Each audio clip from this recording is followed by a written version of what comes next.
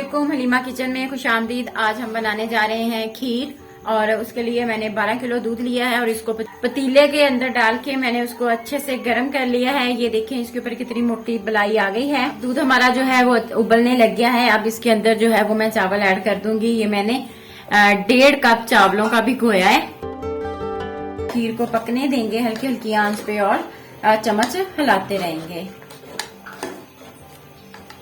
अब हमने इसको तब तक पकाना है जब तक इसका दूध का जो कलर है वो ब्राउन सा ना हो जाए। अब हम इसको पकने देते हैं जब तक इसका कलर जो है वो ब्राउन सा ना हो जाए दूध का। खीर को पकते हुए तकरीबन 3 घंटे हो गए हैं और मैंने दम के ऊपर इसको पकने के लिए रख दिया था। देखें अब इसका जो कलर जो है वो लाइट सा गोल्डन आना स्टार्ट हो गया है, अभी ज्यादा नहीं हुआ। और इस स्टेज पर इसके अंदर मैं इलायचियां ऐड करूंगी और ये 7 इलायचियां हैं, इलायचियों के दाने, और इसके अंदर डालूंगी और आधा कप मैं इसके अंदर चीनी का ऐड करूंगी। आप अपने टेस्ट के हिसाब से चीनी खीर के अंदर ऐड करें।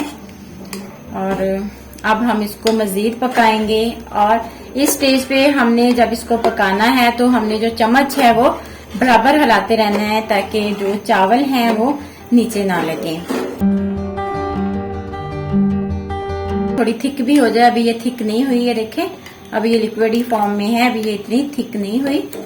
इसको हम मजीद पकाएंगे तो इसके अंदर ये जो चावल है ये भी नजर नहीं आएगा, ये भी बिल्कुल एक फॉर्म में आ जाएगा। अच्छा जी, खीर को पकते हुए मजीद 1 घंटा हो चुका है और चीनी और इलायची डाल के मैंने इसको 1 घंटा मजीद पकाया है। ये देखिए हमारी खीर के ऊपर कितनी मोटी बलाई भी आ चुकी है और हमारी खीर जो है अब वो रेडी भी हो चुकी है। कोई भी ड्राई फ्रूट आप इसके अंदर डाल सकते हैं और मैं इसके अंदर जो है ना वो बादाम डाल रही हूँ। अब हमारी जो खीर है वो बिल्कुल रेडी हो गई है। अगर आपको मेरी वीडियो अच्छी लगे तो प्लीज लाइक और सब्सक्राइब करना मत भूलें और बेल आइकॉन का बटन जरूर प्रेस करें ताकि न्यू आने वाली वीडियो आप तक पहुंच सके।